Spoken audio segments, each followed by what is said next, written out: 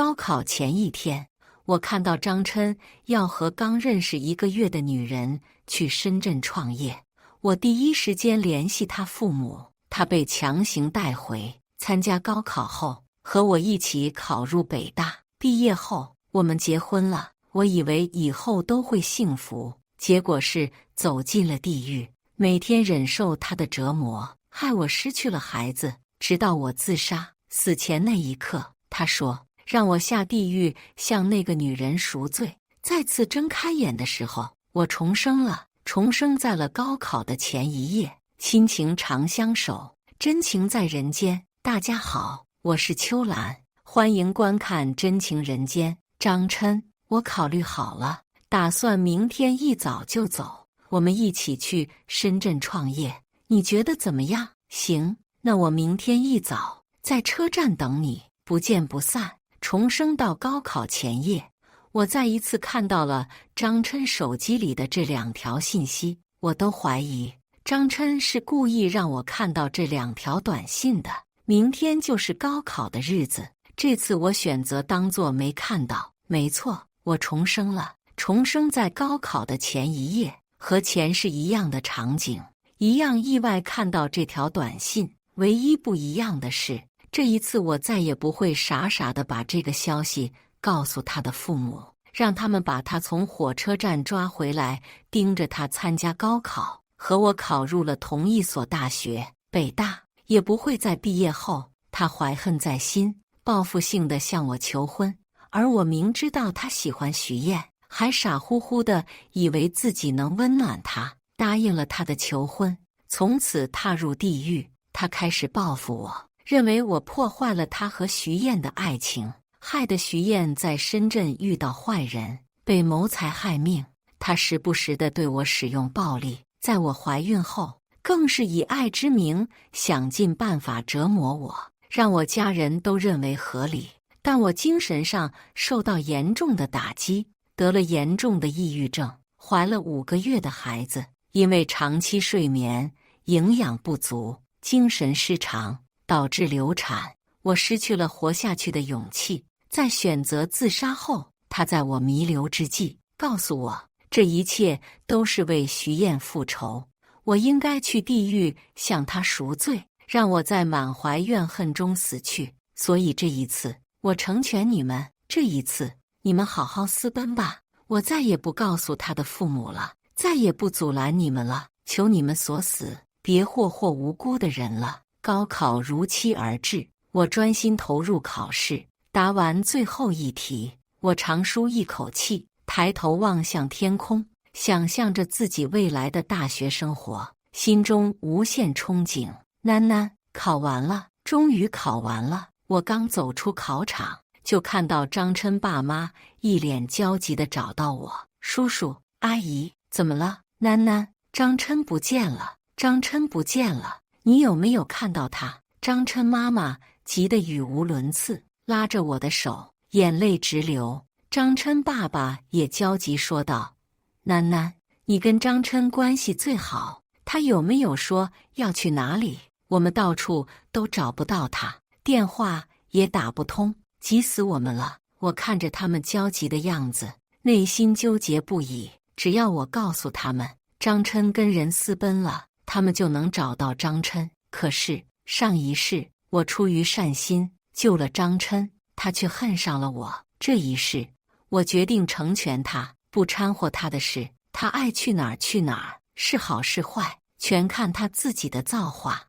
我强忍着愧疚感，不告诉他们，他们对我真的很好，但我选择自己的生命。叔叔阿姨，我不知道，考试期间我就没看到他了。张琛爸妈见我摇头，失望不已，无奈地选择了报警，寻求警察的帮助。看着他们焦急的样子，我内心有一丝不忍。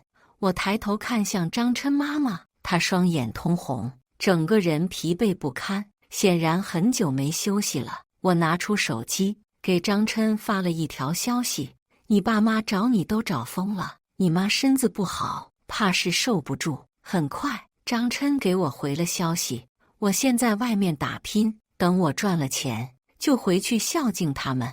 看着张琛的回复，我满脸错愕。上一世，他更是为了那个女的折磨我到死。我以为他对自己亲生母亲不会那么无情，我真的不敢相信，一个才认识几个月的女生，竟然比他父母的健康还重要。他为了那个女生，抛弃父母，抛弃前途，抛弃一切。想到他为了那个女生对我说过的诛心之言，我对他的最后一丝好感终于消失殆尽。考试结束后，我收到了北大的录取通知书。我爸开心的要抱着我转圈圈，结果身体不行，腰差点折了。我妈笑得合不拢嘴，当场表示要带着我出去旅游。而另一边，听说警察那边找到了张琛，他的父母得知他们去了深圳，于是立即出发去把人找回来。暑假的1个月里，我和家人一直旅游在外，这是我难得休闲的时间。爸妈平时都忙着生意，难得陪我那么久，我过得很开心。旅游回来后，我见到了张琛和徐燕，两人拉着手，张琛笑着跟我打招呼，徐燕则低着头，一脸害羞。看着两人紧紧拉着的手，我还是忍不住心里波动了一下，但也只是一下。我很快就收拾好自己的情绪，对着张琛笑了笑：“好久不见，恭喜你找到真爱。”张琛拉着徐燕的手一顿，他抬头看我，扯着嘴角笑了笑：“谢谢，也恭喜你考上了北大。”他的笑容很勉强，我看出来了。没多久，我收到了学校军训的通知，让我们提前做好准备。听说张琛也决定复读，明年再次参加高考。他是学霸，以前成绩很好，考上一所好大学对他来说应该是轻而易举的事情。因为我考上了北大，我父母决定把周围的邻居都叫上一起吃饭，算是庆祝一下。我们家和周围的邻居关系都很好，都是看着我长大的长辈。饭点定在晚上，张琛带着徐燕也来了。我看着他们，不由得回忆起过去的事情。张琛从小就是学霸，他的智力比我高很多，很多难题他一点就通，而我要很久才能想明白。也是因为有他的帮助，我的成绩才会如此优秀。从小到大，每次我考试取得了好成绩，他都会第一个给我奖励。在他的温柔教导和奖励中，我早就把情种埋在了心里。只可惜上一世，他亲手将我的情种杀死。小贝，恭喜啊！我和徐燕也会努力，下一年考进北大。张琛领着徐燕站在我面前，打断了我的回忆。我看着他们，扯了扯嘴角，轻声开口：“谢谢，祝你们也能成功。”这次酒宴，张琛的父母笑得都很勉强，有时还会偷偷看我。或许他们知道自己儿子和我已经没有可能，又或者是没脸在开玩笑。饭后，我们小辈和女的都回去了，留下爸爸和邻居叔叔伯伯大爷们一群老爷们继续喝酒。转天，爸起来坐在餐桌旁，吃着早饭，说起昨晚酒宴后的事情。老张家是倒了8辈子的血霉了。张琛在深圳做生意，贷款了50多万，结果被骗得血本无归，人还差点回不来。最可恨的是，张琛这讨债的竟然威胁他爸妈，不把徐燕一起赎回来，他就不走。结果又赔上30多万，这一下，他们老两口辛苦一辈子的积蓄就都没了。我妈在一旁补充道：“那徐燕真是个祸水。老张家真是造孽，怎么就摊上这么个女人？张琛小时候多懂事乖巧啊，没想到会看上这种不明来历的野丫头。说实话，以前我还想着让张琛当我们家女婿，现在……”老爸没说完，我立即打断他的话：“爸，以后我会带一个真正的好女婿回来的。”老爸听了我的话，脸上露出了欣慰的笑容。他拍了拍我的肩膀，说：“好女儿，我相信你，咱们家的小贝一定能够找到一个真正值得托付终身的人。”转天，爸妈送我去车站，学校已经发来军训通知。刚出门就看到张琛父母也要送张琛他们去高考复读班，他们的脸上都带着一丝尴尬和无奈，但还是努力保持着微笑。小贝啊，一路顺风。张琛的妈妈朝我挥手，谢谢阿姨，你们也要保重身体。我也招手。张琛父母看着我满脸的羡慕。北大是多少家庭梦寐以求的学府，以前他们老是开玩笑说我是他们家童养媳，对我是真的很好。但现在徐燕来了后，他们家就没有一天安稳过，每天都能听到他们家吵架的声音，也很少见他们和邻里闲聊，应该是感觉没脸见人了。看着张琛和徐燕牵手去补习班，我们也上车出发去机场。车上，老爸才吐槽：“读书带这个女人，还读个屁，整天怕不是药。”老妈拍下老爸肩膀，在女儿面前说什么荤话。在学校的日子非常充实，我也认识到很多优秀的同学，大家都非常的努力。转眼大半个学期过去，老爸每次出差来北京都会来找我，说是给我打打牙祭，其实他就是给我说张琛的八卦。他知道我对张琛的心意，所以老爸来就是说一些他不好的情况，让我高兴一下。真是知女莫若父啊！爸当初就说了，带个女人读书，那就是放笑话。老张看到儿子成绩，就找我喝酒了。第一次模拟考，张琛587分，徐燕总分不到200，成了全校的笑话。我吃惊，张琛以前随便就能考700上下，努力能考出720分的，可不是。这成绩肯定是在学校玩女混日子，这成绩也是吃老本了。你不知道，成绩一出来，老张就冲去学校揍了张琛。张琛的母亲给了徐燕一巴掌，公然喊她狐狸精，结果徐燕直接动手打了张琛的母亲。这件事可是闹大了，老张扬言要和儿子断绝关系，停掉他生活费。老爸靠过来神神秘秘地说：“你猜结果怎么着？”我瞥了他一眼。老爸喝了口小酒后说：“才几天没钱花，徐燕就要和张琛分手，这可把老张高兴坏了。”结果张琛立马找到老张，竟然喝农药逼迫老张给生活费，这可把老张急坏了。家里独苗啊，就急忙送医院了。不过这小子也是机灵，喝的农药是那种毒性最低的，没有什么大碍，但也把老张一家吓得不轻，连他爷爷都来了，把老张都给揍了。之后就不得不妥协。那小子恢复后，拿到钱就去找徐燕，气得老张直跳脚。才3个月时间，老张这头发都白了一半，上辈子造孽呀，生出这么个讨债鬼。我和老爸吃了1个多小时，听着张琛的情况，我是真的替张叔和张婶不值，但我也是爱莫能助。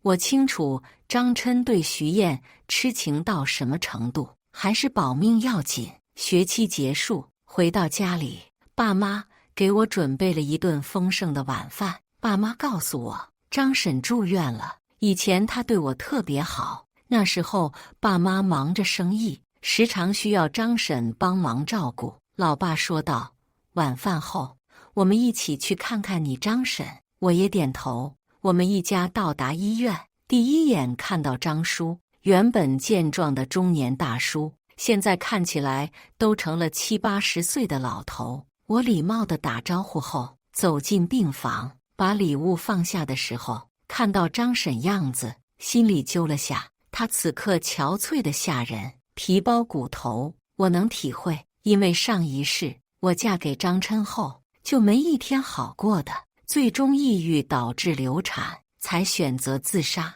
只是这一世换成了他父母，我无法想象到底是什么让一个学习如此优秀的人成为这样子，把自己父母逼成这样？这徐燕在控制男人这一方面肯定有高明的手段。以前我都认为徐燕就是一个女混混，现在看来远不止我想的那么简单。自己母亲病成这样子，儿子都不知道在哪。我包了水果切块给张婶吃，她吃着吃着就哭了，几次张嘴想说什么，看到我父母又闭上。直到我妈去了洗手间，张叔拉着我爸去吸烟区，张婶才拉着我的手说：“小贝，张婶对你不错吧？”我点头。张婶继续说道：“张婶这辈子没求过你，我知道你一直都挺喜欢张琛的，你长得比徐燕那狐狸精好看多了，你去把张琛勾回来好不好？把那狐狸精赶走，张婶把家产都给你，只要能让张琛回心。”看着张婶哀求的样子，我是心疼，但我哪敢答应，这会要了我的命。我咬牙摇头道：“张婶，这件事我做不到。”张婶实在没办法了，那混小子丢了魂一样，才厚着脸皮求你，你就当行行好，帮帮婶，婶一定把你当公主养着。张婶哭了起来：“张婶，你换个我能做到的。张琛现在样子你都知道，你们劝阻他还有顾忌，我去，怕是小命不保。”张婶摇头：“不会的，不会的，你那么漂亮，徐燕那狐狸精怎么能和你比？你一定行的。”这时妈从洗手间出来，张婶不得不停住，实在是这种事太不近人情。之后我们坐了会儿后就回去了。出门的时候遇见张琛，我只是点头打招呼，我爸妈是看都没看他一眼。回去的车上，妈才说道：“张婶对你说了什么？是提了什么过分的要求吗？”我一来他就不说，还不敢看我。我将情况说了一遍，老爸第一个激动地叫起来：“不行，打死都不能和这混小子有关系。张琛这人就是个祸害，谁家和他有关系，谁家就倒霉。”老妈担心我真的懵懂无知，一头扎进去，也说道：“张婶上次在学校被徐燕打了后，身子一直不好，到现在是越来越严重。医生说她身体操劳过度，心情长期抑郁，加上年纪大了，身体严重衰退，一个不好，随时可能死。母亲都这样了，父亲苦苦劝说，连下跪都做了，张琛都不愿离开徐燕，可见这人多么狠心，多么不孝。而且徐燕至今为止都没有道歉，在他家白吃白喝不说，还嫌弃张琛家穷。你说这样的人能扯上关系吗？哎，老张家是倒了8辈子血霉了，生出个这么东西。爸紧接着说，生怕我会真的答应一样，张琛的误我才是最有感触的，怎么可能还会靠近？再三表示绝对不可能和张琛扯上关系，爸妈才松口气。临近年关的时候，听说张婶出院了，但已经无法干活，家里的活全落在张琛父亲身上。这时候张琛不知道去哪了，全靠邻居空的时候帮忙照顾张婶，才让张叔歇会儿。大家对张琛更是议论纷纷，背后骂声一片。大年30那天，张琛家传出争吵声，邻居都听到了张琛父亲的咆哮声，还有他母亲的哭声。爸妈和邻居们以为他们家出事了，都跑去看看能不能帮忙。结果刚到门口，就听到徐燕的惨叫声，还有张琛的求饶声。邻居们都各回个家，一个个都巴不得徐燕被打，打得越狠越解气，全都蹲在家门口看着，年夜饭都顾不上了。我们家都趴在窗口一起看着，感觉年夜饭都不香了。没想到很快警察和救护车都来了，进去张叔家后就将张叔抓走了。徐燕满身是血的被救护车抬走，张琛身上都是血，也跟着救护车一起去了。大家这才去他家看看。老爸也过去，让我们娘俩别出去，但我和妈哪忍得住，走出门，和邻里一起八卦这件事，远远地看着。后来王婶把痛哭的张婶请过去，一起过年，好几个妇女的都在旁边去劝解。老爸回来，一家人吃完年夜饭后，老爸说吃完后去派出所看老张，让老妈准备点吃的，大年30的不能饿着，不然会说我们这些当邻居的不近人情。直到半夜才回来，我们追问下，老爸这才告诉我们，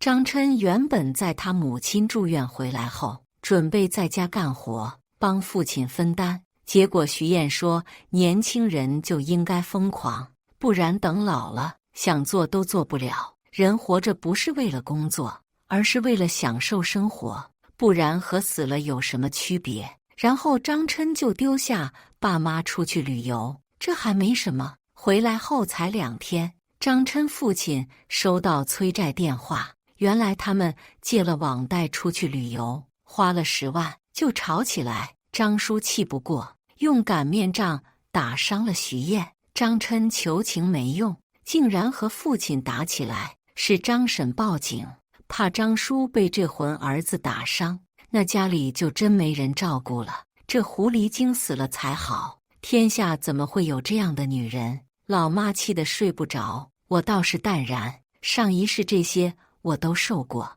而且是长期没法安睡，神经衰弱。或许是邻居都气不过，转天好些邻居一起去警察局为张琛父亲求情，说明徐燕的不是。加上过年期间，警察就先放人。结果大家刚把张叔接回来，张琛急匆匆地跑回来，对张叔伸手：“徐燕被你打的伤很重，医院要2万医疗费。”张叔气得差点昏过去。邻居的几位大叔大伯实在看不下去，老爸第一个冲上去给张琛一巴掌：“你他妈还是人吗？张家怎么就生了你这畜生？”紧接着就有大伯怒吼：“把这小子绑起来，让那狐狸精死在医院！”大家一拥而上，不管张琛怎么挣扎，哪比得上这些穷苦出身的老男人，很快就被绑起来。张叔在旁边看着，气得手都在抖：“我们家的事和你们没关系，人命关天啊！医生说徐燕伤到头了，不就会有危险的。”张琛大喊，但没有一个人理会，将他绑在旁边的一棵大树上。张叔听到他还叫着徐燕，捡起地上一根树枝，对着张琛就是一顿狂抽。一开始还叫嚷着救徐燕，连续抽打10几次后，张琛痛得开始求饶：“爸，我错了，求你先救人。如果徐燕死了，你会坐牢的。老子就是枪毙，也不可能救那狐狸精。我真是造了什么孽，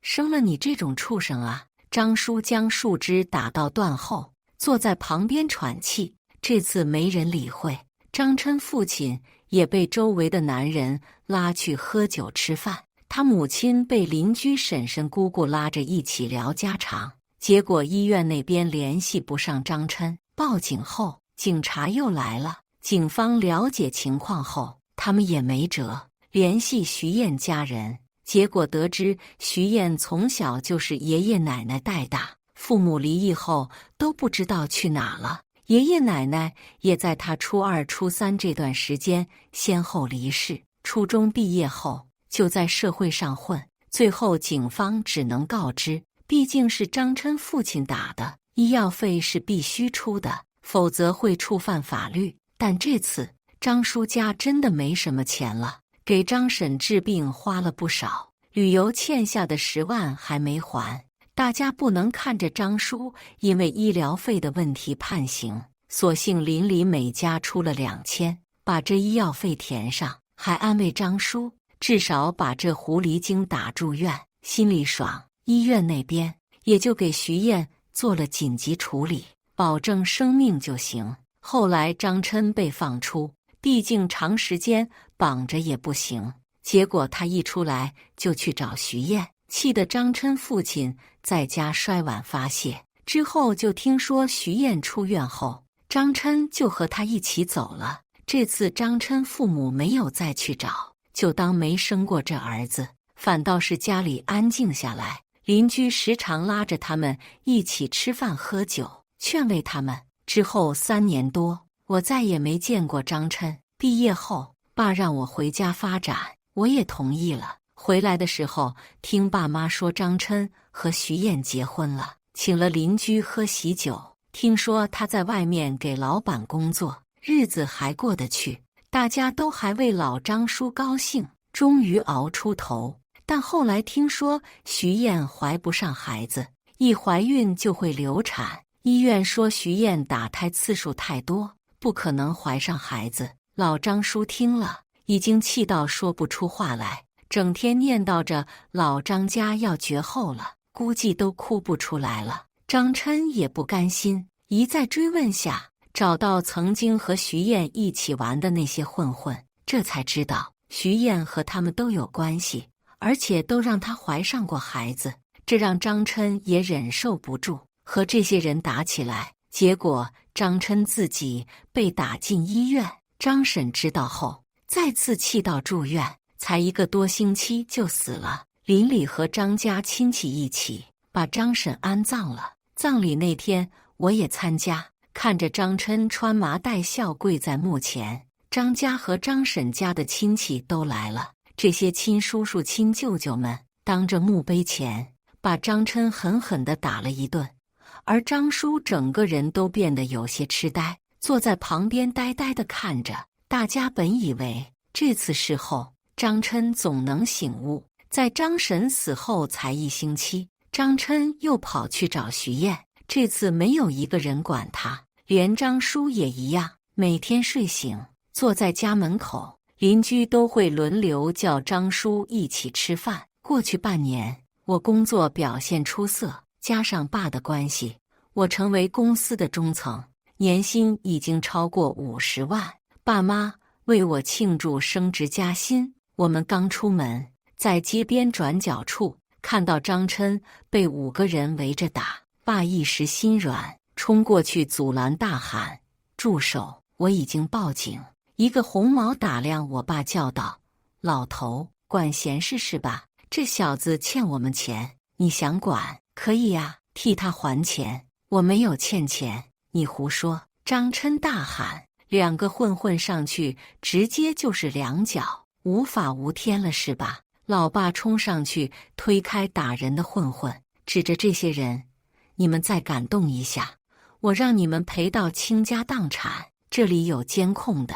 ”3个混混上去还想动手，那红毛拉住笑道：“大叔，你看着是有钱人，我就告诉你吧，这小子玩我的女人，每个月说好要把工资交出来，这次他没交啊，白嫖我的女人，你说该不该打？”老爸吃惊，一巴掌打在张琛脑袋上：“你小子还去搞女人？没有，徐燕是我老婆，我只是把钱交给她的。这个月银行突然把我工资吞了，说我以前欠债，每个月只给我留1000生活费。”张琛一副委屈的表情：“徐燕，你还和这狐狸精一起？”老爸无语了，想要离开，但看在老张叔面上，又不能看着被打死，就说道：“徐燕我认识，他们2个结婚了，喜酒我还吃过，怎么就是你的女人了？”红毛嘲笑，对着对面招手。徐燕不耐烦地走来：“搞什么？这点都搞不定。”红毛搂着徐燕笑道：“这位老板问你是他的老婆还是我的女人？”徐燕冷哼道：“这废物凭什么当我老公？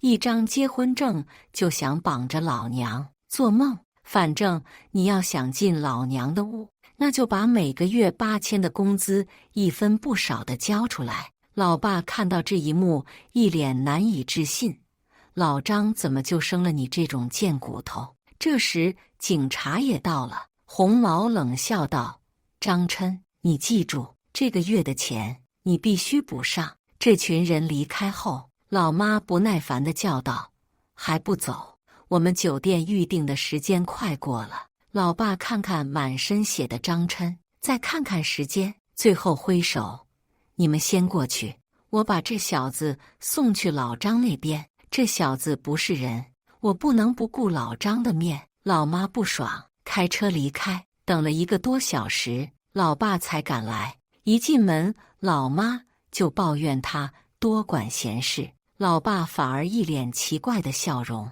我不解地问：“爸，你半路撞美女了？”憋不住的笑。老爸瞪眼：“胡说什么呢？这回我总算是知道张琛那小子为何钟情徐燕了。”为什么？我和老妈同时问。我们都好奇，到底是什么力量能让人舔成这样子？老爸一脸神秘兮兮的贼笑。